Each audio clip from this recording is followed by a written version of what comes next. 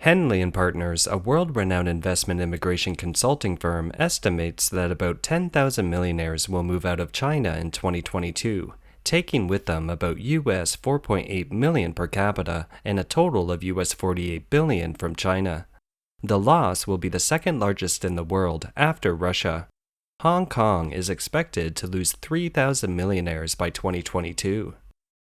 The Great Escape was caused by systemic factors of the communist regime. Rich Chinese who are known to have immigrated overseas include the following.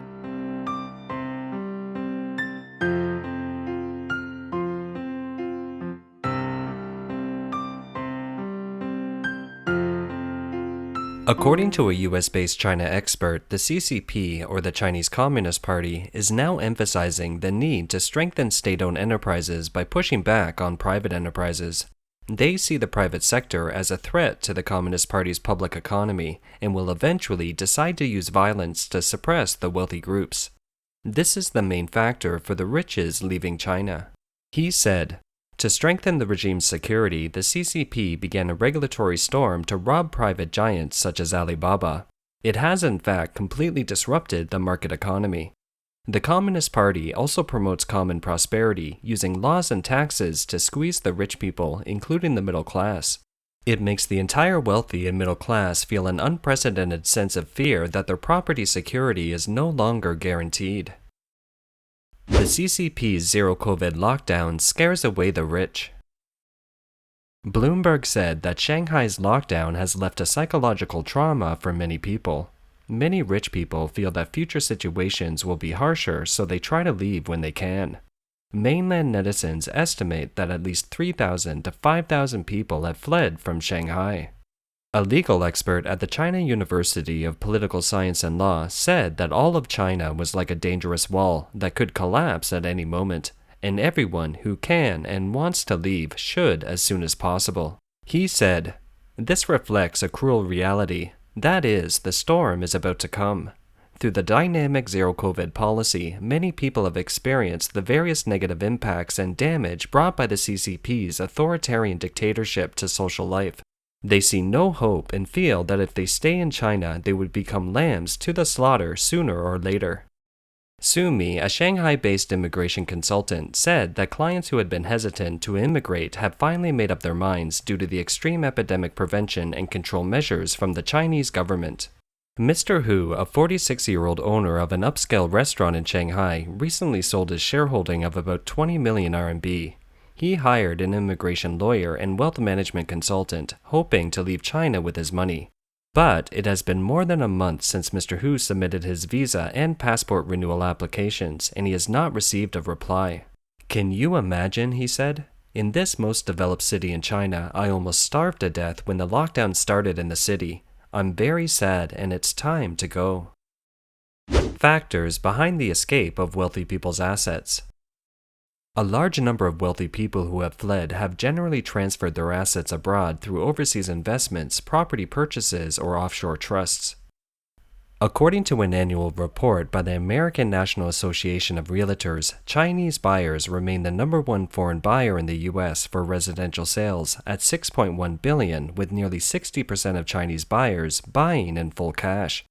The average price of their purchase exceeds $1 million, with nearly one-third of them buying in California.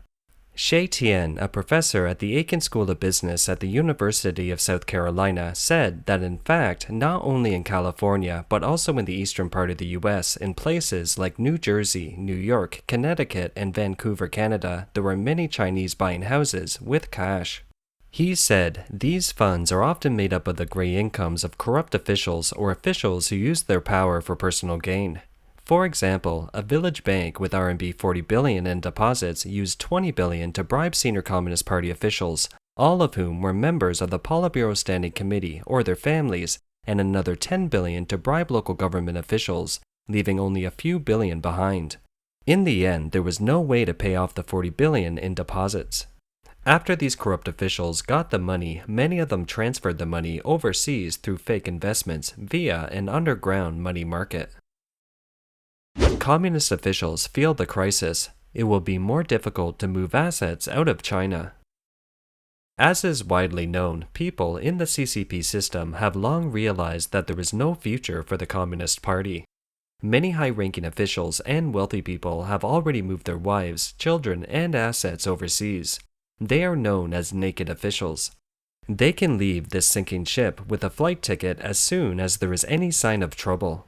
Former Beijing Normal University Associate Professor Li Yuanhua said, "For example, Yang Jieqi's wife is in Washington, D.C., and his daughter is also in Washington. He is a high-ranking CCP official who is a member of the State Council and a vice premier. Why are his wife and child living overseas? It's because they know it's not safe in China. In fact, the future will be even tougher in China. Since the end of 2020, the CCP has been restricting citizens from leaving the country on the grounds of epidemic prevention and tightening the approval of entry and exit documents. It is also becoming increasingly difficult for Chinese people to move their money overseas, as they only have an annual foreign exchange quota of US 50,000. Lai Jianping said, "They want to transfer their assets out. In fact, it's becoming more and more difficult to do so. Now, this channel has been controlled more strictly.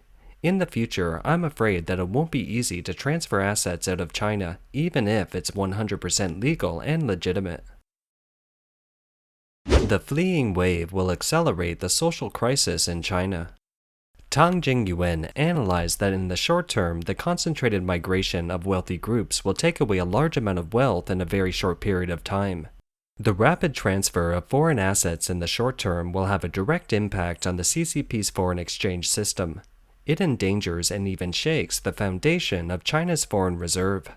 In the medium term, if capital outflow becomes significant, the base of social wealth that people in China can share will diminish. With the massive transfer of assets, the investment and employment opportunities for mainland enterprises will also decrease rapidly, and the inevitable result will be the widening of the income gap in mainland China. In the long run, the brain drain will cause a shortage of innovation and intellectual resources in society, limiting its development and even leading to social decline. He said, "In a society where there is a loss of wealth, knowledge, and elite groups, it means that there is a serious crisis in the society.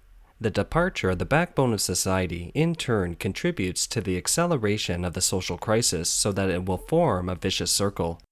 I think this is the single biggest impact of all from the riches leaving China."